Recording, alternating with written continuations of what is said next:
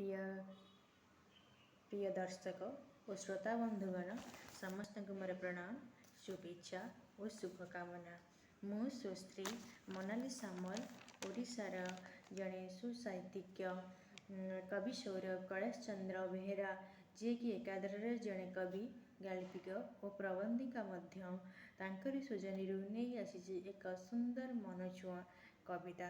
कविताटीर शीर्षक आसिलानी खरा time time. आशा आपण मानक निश्चय भल लगे। कविताटी शुणी सारा पर निजर मतामत देवाई जमारी भूलिबे नहीं। जय जगन्नाथ। आसिलानी खरा टाई टाई लगुची देह को झाई झाई।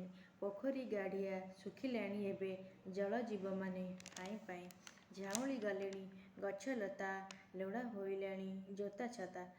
बहिलानी एबे गरम पवन बसंतर नहीं मादकता। झाड़ुआ होइलानी देह सारा लोके डरिलेनी देखी खरा।